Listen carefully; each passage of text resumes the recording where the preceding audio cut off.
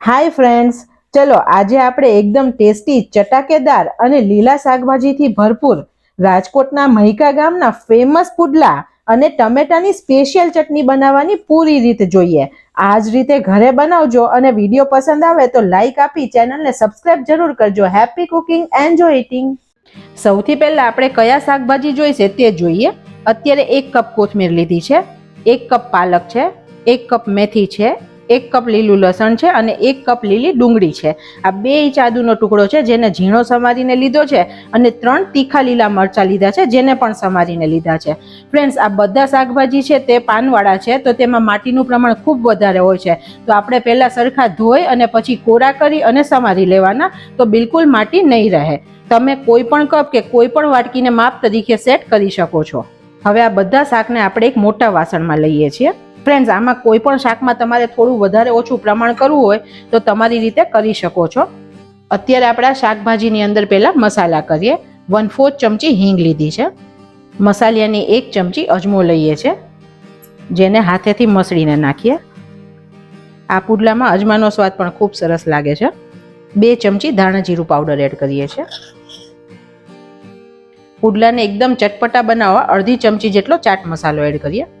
1/4 ચમચી મરી પાવડર, 1/4 ચમચી જેટલી જ હળદર એડ કરીએ છીએ અને આપણે 1 ચમચી જેટલું લાલ મરચું એડ કરીએ છીએ. મસાલિયાની જ 1 ચમચી જેટલું મીઠું એડ કરીએ છીએ. પછી આપણને ટેસ્ટ કરીને જરૂર લાગશે તો પાછળથી એડ કરશું. હવે આ બધા મસાલાને આપણે શાકભાજી સાથે મિક્સ કરી દઈએ. અત્યારે આપણને શાકભાજી વધારે લાગે છે, હમણાં 5 જ મિનિટમાં એકદમ સરસ સોફ્ટ થઈ જશે. અને જે મીઠું નાખ્યું તેને લીધે ફ્રેન્ડ્સ બધા શાકભાજી પાણી છોડશે. ફ્રેન્ડ્સ, આપણે આવી રીતે પહેલા મસાલો એડ કરી દઈએ ને શાકભાજીમાં તો ટેસ્ટ એ સરસ આવશે, કેમ કે આપણે ચણાનો લોટ એડ કરીને પછી મસાલા કરીએ ને તો સરખા ભળતા નથી. આવી રીતે પહેલા કરી દઈએ ભાજીમાં મસાલા તો બહુ જ સરસ રીતે ભળી જાય છે અને ભાજી પણ સોફ્ટ થઈ અને લોટ સાથે એકદમ સરસ મર્જ થઈ જાય છે. આપણે થોડા મસળીને મસાલાને મિક્સ કરીએ છીએ.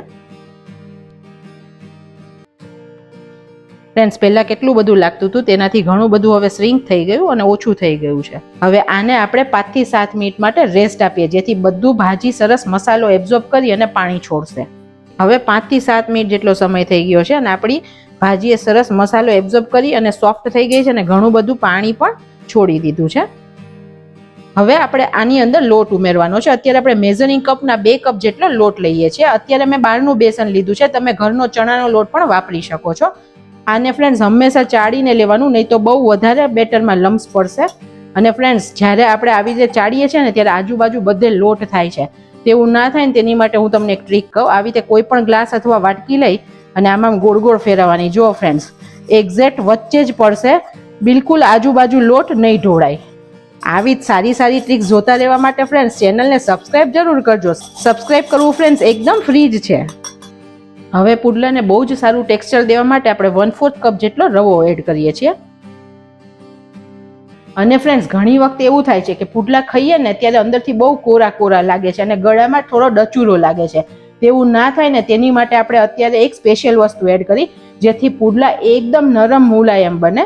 જે છે આપણે આ ઘરનું દહીં હોય તે 3 ચમચી જેટલું દહીં એડ કરીએ છીએ. અત્યારે મીડિયમ ખાટું હોય તેવું દહીં લીધું છે અને બધું આપણે એકવાર મિક્સ કરીએ. પહેલાં આપણે હાથેથી જ મિક્સ કરીએ. એમ પણ ફ્રેન્ડ્સ, આનો પુડલાનો અડવાળ હાથેથી બનાવશો તો બહુ જ સરસ રીતે બનશે. પહેલાં પાણી એડ નહીં કરવાનું, કેમ કે દહીં નાખ્યું છે તેમાં પાણી છે અને આપણે જે મેથી ને શાકભાજી લીધા તેમાં પણ પાણી છૂટેલું છે. તો પહેલાં આપણે તેની અંદર જ લોટને એડ કરી દેવાનો. ફ્રેન્ડ્સ, મહેસાણા સાઈડ શિયાળામાં જાઓ ને તો ત્યાં ટોઠા પાર્ટી હોય અને સુરત સાઈડ જાઓ ને તો ત્યાં બધે ટેરેસ પર ઊંધિયા પાર્ટી કરે છે. તો આવી રીતે બધી જગ્યાની ફેમસ વસ્તુઓ છે. તો આ પુડલા પણ ટેસ્ટમાં બહુ જ મસ્ત લાગે છે અને એકદમ સરસ બને છે. તો તમે ચોક્કસથી આ શિયાળામાં બનાવજો. તમે જોઈ શકો છો અત્યારે આપણે બિલકુલ પાણી એડ નથી કર્યું તો પણ ખાસું બધું બેટર બની ગયું છે, પણ હજી બેટર થીક છે. અત્યારે મેં 1 કપ જેટલું પાણી લીધું છે. હું તમને લાસ્ટમાં કહું કે મેં કેટલું પાણી વાપર્યું છે. થોડું થોડું પાણી લેતા જઈએ અને આપણે બેટર બનાવીએ. આપણે પહેલેથી લોટમાં પાણી એડ કરી દઈએ ને તો લોટમાં લમ્સ પણ બહુ જ બની જાય. તમે જોઈ શકો છો લોટનું પ્રમાણ ઓછું છે અને શાકભાજીનું પ્રમાણ વધુ છે. આવું જ આપણે જોઈએ છે.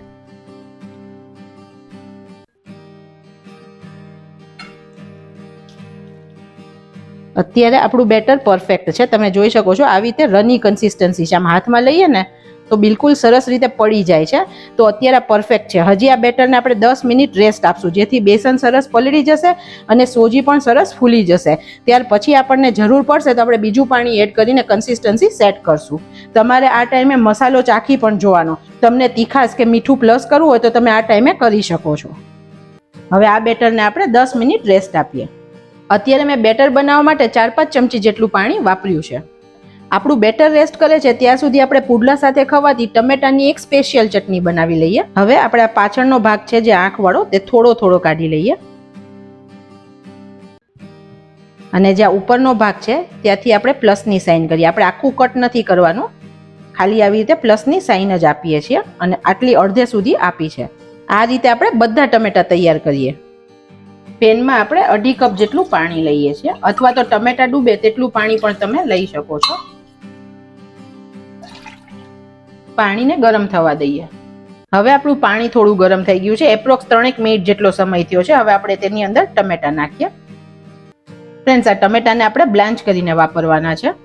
હવે આ ટમેટા સોફ્ટ થાય અને તેની સ્કિન થોડી છૂટી પડે ત્યાં સુધી આને થવા દઈએ. હવે 5 મિનિટ જેટલો સમય થઈ ગયો છે. તમે જોઈ શકો છો કે એકદમ ટમેટા સોફ્ટ થઈને તેની સ્કિન પણ અલગ થઈ ગઈ છે. આપણે ગેસની ફ્લેમ બંધ કરીને તેને કાઢી લઈએ અને આને થોડા ઠંડા થવા દઈએ. હવે આ ટમેટાની આપણે છાલ કાઢી લઈએ. એકદમ સરળતાથી છાલ અલગ થઈ જ જશે. ફ્રેન્ડ્સ, અત્યારે આપણે આ ટમેટાના ટુકડા કરી દઈએ. આપણે તેની પેસ્ટ જ બનાવવાની છે, તો અત્યારે આપણે અનઇવન કર્યા છે. પણ અંદરથી ગરમ હોય તો ઠંડા થઈ જાય પછી ક્રશ કરવાના, નહીં તો આપણે ગરમમાં ક્રશ કરીએ ને મિક્સરમાંથી ઉડે છે. બધું આપણે મિક્સીની જારમાં લઈએ છીએ અને આની આપણે ફાઇન પેસ્ટ બનાવીએ. 2 તીખા લીલા મરચા, 1 ઇંચ આદુનો ટુકડો અને 5 કળી લસણને આપણે ચોપરમાં ચોપ કરીએ. હવે આપણે ચટણીને વઘારવા માટે એક પેન લીધું છે. તેની અંદર આપણે 3 ચમચી જેટલું તેલ એડ કરીએ છીએ.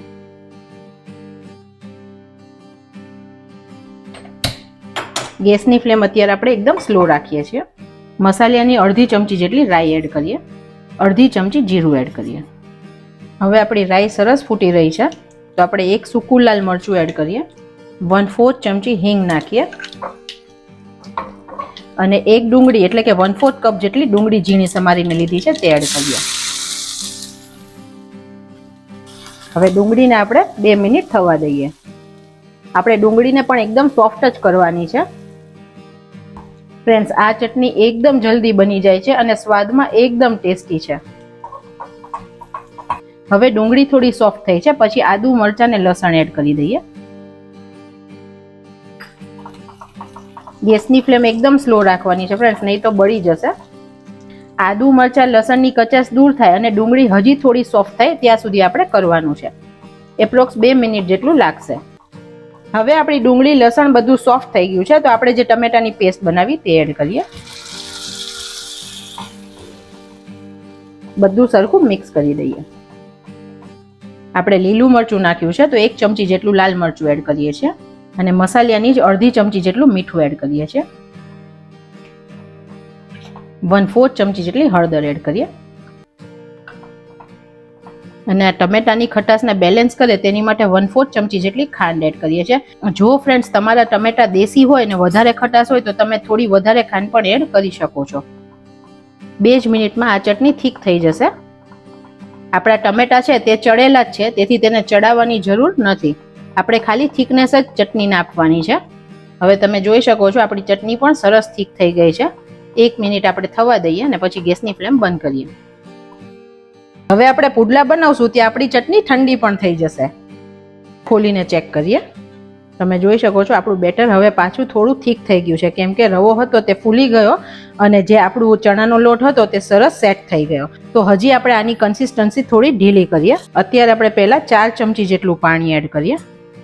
ફ્રેન્ડ્સ, બેટર બહુ વધારે જાડું હોય ને તો પુડલા જ્યારે ખાઈએ ત્યારે બહુ જ કોરા લાગે, તો બેટરની કન્સિસ્ટન્સી પુડલા પરફેક્ટ બનાવવા માટે ખૂબ જરૂરી છે. અત્યારે આપણે 4 ચમચી જેટલું પાણી નાખ્યું. હજી બીજી 2 ચમચી જેટલું નાખું છું.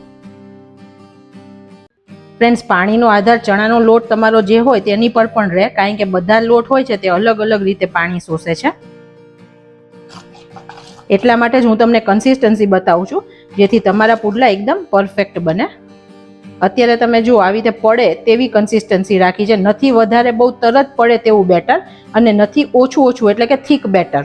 આપણે ગેસની મીડિયમ ફ્લેમ રાખી અને લોઢીને પહેલા ગરમ થવા દઈએ. જો અત્યારે લોઢી ગરમ હોય ને ડાયરેક્ટ આપણે ખીરું પાથરીએ ને તો તે ચોટી જશે અને સરખા પુડલા પથરાશે જ નહીં. તો આપણે પહેલા લોઢીનું ટેમ્પરેચર થોડું ડાઉન કરવાનું. તો આપણે પહેલા હાથમાં પાણી લઈ થોડું છાંટવાનું અને પછી આવી રીતે કપડાથી લૂછી લેવાનું. આવું કરવાથી લોઢીનું ટેમ્પરેચર છે તે એકદમ વ્યવસ્થિત ઓછું થઈ જશે. જ્યારે ચણાના લોટનો પુડલો પાથરીએ ને અને જો બળી જશે ને તો તેમાં કડવાશ લાગશે. તો આપણે તેને ગોલ્ડન કલરનો કરવાનો, નહીં કે બળી જાય તેવો. એટલે કેવું શેકવું ફ્રેન્ડ્સ તે પણ એટલું ઇમ્પોર્ટન્ટ છે. અત્યારે મારે લોઢી છે તે નોનસ્ટિક છે તો હું તેલ નથી નાખતી. જો તમારે લોખંડની લોઢી હોય તો પહેલા તેલથી થોડું ગ્રીસ કરી દેવાનું. હવે તમને પાથરવાનું બતાવું. આ પુડલા થોડા જાડા હોય છે અને થોડા મોટા હોય છે. તો આપણે 2 ચમચા જેટલું ખીરું લીધું છે. હવે આને આપણે હાથેથી સ્પ્રેડ કરવાનું છે ફ્રેન્ડ્સ. એકદમ ઇઝી રીતે મસ્ત સ્પ્રેડ થઈ જ જશે. ફ્રેન્ડ્સ, આ પુડલા ઓરિજિનલી આવી જ રીતે બને છે, હાથેથી પાથરીને જ. તમારે સાઈડમાંથી પણ સરખું કરતું જવાનું. એકદમ મસ્ત ગોળ પુડલો પથરાઈ જશે. થઈ ગયો ને ફ્રેન્ડ્સ એકદમ મસ્ત ગોળ પુડલો. કોઈ જગ્યાએથી ફ્રેન્ડ્સ વધારે જાડું પતલું હોય તેવું નહીં રાખવાનું. બધી સાઈડથી આપણે ઇક્વલ કરવાનું અને આને આપણે તરત નહીં ફેરવવાનું. આવી રીતે લોટ કોરો પડવા લાગશે પછી આપણે તેને ફેરવવાનું. તરત ફેરવીને ફ્રેન્ડ્સ તો તૂટી જશે. જો ખીરું પરફેક્ટ હશે તો આપણો પુડલો એકદમ મસ્ત પથરાઈ જશે.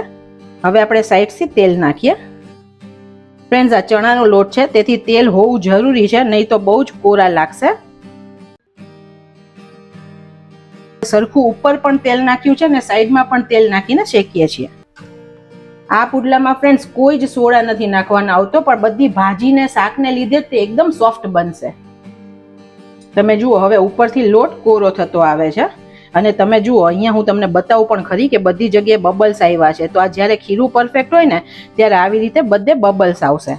હવે આપણો ગેસ છે ફ્રેન્ડ્સ તે બધી જગ્યાએ ના લાગતો હોય તો આપણે લોઢી ફેરવીને સાઈડમાંથી પણ પુડલાને થોડો શેકવાનો. તમે જુઓ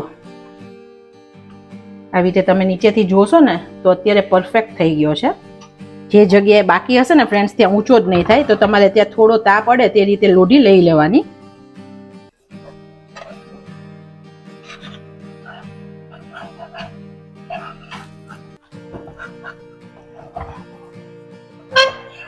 તમે આખું જોઈ શકો છો કે મસ્ત બધી જગ્યાએથી તવીથો ફરી રહ્યો છે. હવે આપણે આને ફેરવી દઈએ. અત્યારે ફ્રેન્ડ્સ તમે જોઈ શકો છો એકદમ પરફેક્ટ ગોલ્ડન કલરનો થયો છે, બિલકુલ કાળો નથી થયો. તો આ પરફેક્ટ છે. જો અહીંયા ક્યાંય પણ કાળો થશે ને તો તમને ખાતી વખતે તે કડવો લાગશે. આપણે સાઈડ્સમાંથી પણ દબાવીને શેકી લેવાનો. તમે જોઈ શકો છો એકદમ મસ્ત ગ્રીન કલર દેખાય છે અને પુડલા પણ એકદમ મસ્ત પ્રોપર બન્યા છે. હવે આને આપણે કાઢી લઈએ. આની કાઢવાની પણ ફ્રેન્ડ્સ આ જ રીત છે. અન્નપૂર્ણામાની કૃપાથી આપણો બેસ્ટ પુડલો બની ગયો છે.